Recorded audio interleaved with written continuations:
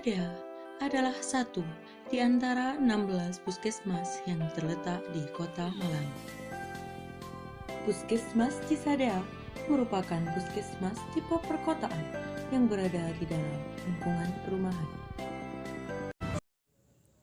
Pada video kali ini akan membahas mengenai masa 1000 HPK.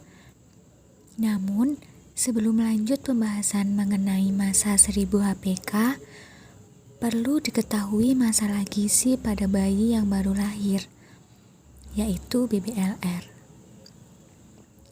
Apa yang dimaksud dengan BBLR? BBLR merupakan salah satu masalah kesehatan yang memerlukan perhatian di berbagai negara, termasuk di Indonesia. Berdasarkan WHO, bayi berat lahir rendah atau BBLR didefinisikan sebagai bayi yang lahir dengan berat kurang dari 2,5 kg. Berdasarkan riset kesehatan dasar tahun 2018, persentase bayi BBLR di Indonesia sebesar 6,2%, sementara di Puskesmas Cisadea sebesar 5,1%.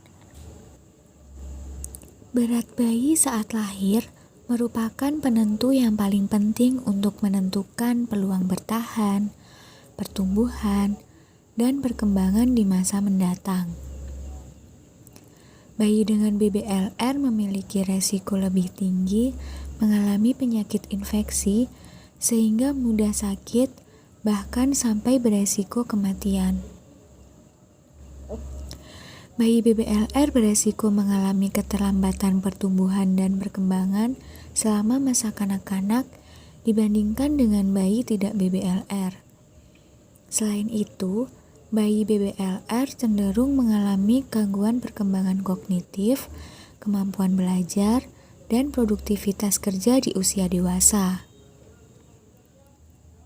Karena dampak BBLR yang begitu meluas, maka diperlukan pencegahan sejak dini, yaitu dengan memperhatikan masa 1000 HPK.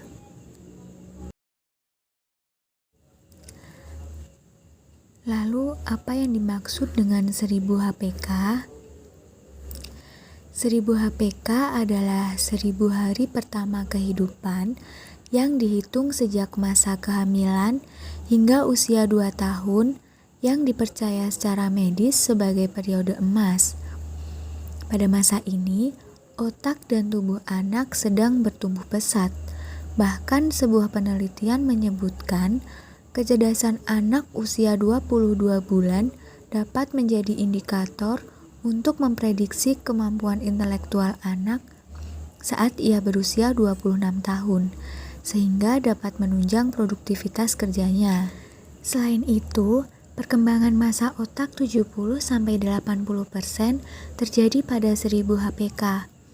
Pesatnya tumbuh kembang anak, terutama otak yang mengalami pertumbuhan tercepat pada 1000 HPK ini, membutuhkan zat gizi yang tepat untuk membantu anak melewati masa kritis pertumbuhan dan perkembangan, yang sangat menentukan masa depannya.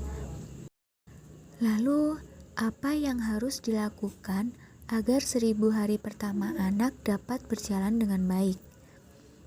Yang pertama, pada masa kehamilan, ibu perlu memastikan asupan gizi yang seimbang selama kehamilan, ditambah mengonsumsi vitamin. Ada beberapa jenis, salah satunya yaitu zat besi. Jangan malas mengonsumsi suplemen zat besi dari dokter selama masa kehamilan, karena ibu yang kekurangan zat besi mudah terkena anemia. Efeknya, janin yang dikandung tidak mendapatkan zat gizi yang cukup melalui plasenta. Selain itu, janin juga berpotensi lahir dengan berat badan rendah. Selain suplemen dokter, ibu hamil juga wajib mengonsumsi asupan tinggi zat besi seperti bayam, kacang-kacangan, tiram, daging merah tanpa lemak, dan lain-lain. Lalu omega 3. Omega 3 bisa didapatkan dari ikan karena kandungan protein, mineral, selenium yang sangat tinggi pada ikan. Contohnya yaitu pada ikan kembung, tuna, dan kakap yang bisa menjadi pengganti ikan salmon karena omega 3 yang penting bagi perkembangan otak dan mata bayi. Yang selanjutnya buah dan sayur. Ibu hamil membutuhkan buah dan sayur yang lebih banyak dari orang biasa. Biasanya jumlah buah dan sayur sangat disarankan 5 kali sehari. Maka, ibu hamil butuh 2 kali lipatnya. Hal ini dikarenakan buah dan sayur akan meningkatkan asupan zat gizi mikro seperti asam folat dan berbagai vitamin dan mineral lainnya. Langkah kedua yaitu memeriksakan ke bidan atau dokter kandungan setidaknya 4 kali selama masa kehamilan. Ketiga, persiapkan diri untuk IMD atau inisiasi menyusu dini untuk memastikan kandungan terbaik dari ASI diminum oleh bayi. Ketika bayi baru lahir, air susu yang pertama kali keluar setelah melahirkan sangat penting bagi bayi. Lalu, hal-hal yang dilakukan setelah anak lahir. Yang pertama, ASI eksklusif. Berikan hanya ASI selama 6 bulan pertama kehidupan anak, sebab tidak ada makanan lain yang kandungan gizinya sebaik ASI. ASI juga menyesuaikan dengan usia anak, termasuk jika anak lahir prematur, kualitas ASInya akan sesuai untuk bayi prematur. Hal ini berarti ASI dapat menghindarkan anak dari pertumbuhan stunting. Bila anak mendapatkan ASI hingga usia 2 tahun, anak tidak hanya mendapatkan manfaat secara fisik, tapi juga psikis, yaitu kepribadian yang lebih positif di kemudian hari. Langkah kedua yaitu MPASI yang tepat. Saat usia 6 bulan hingga 2 tahun, anak mulai menapaki fase pemberian MPASI. Makanan yang pertama diberikan harus melengkapi zat gizi yang tidak dapat sepenuhnya lagi dilengkapi oleh ASI. Zat gizi yang harus dipenuhi antara lain zat besi dan lemak.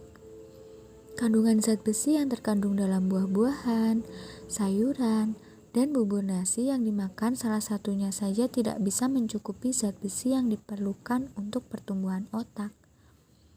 Untuk pertumbuhan otak diperlukan lebih banyak lemak, sebab 85% otak bayi terdiri dari lemak. Saat ASI eksklusif, anak masih mendapatkan kecukupan lemak dan gizi dari ASI yang mengandung 50-60% lemak yang dibutuhkan tubuh. Untuk itu, berikan lebih banyak lemak, protein, dan karbohidrat, seperti pada ikan, daging merah, dan telur. Selain itu, gizi seimbang bisa diukur dari penyajian makanan, yaitu warna makanan harus beraneka ragam, minimal 3 jenis warna yang berbeda. Lalu langkah selanjutnya yaitu menimbang berat badan bayi secara rutin setiap bulan ke posyandu, serta mendapatkan imunisasi secara lengkap. Mari kita jaga dengan sepenuh hati masa 1000 hari yang menentukan ini. Jangan lupa juga untuk menjaga asupan energi dan zat gizi serta menjaga kesehatan anak. Ayah juga harus bahu-membahu dengan ibu untuk memberikan yang terbaik untuk si kecil. Mari kita wujudkan kesehatan anak dengan memperhatikan periode emas ini.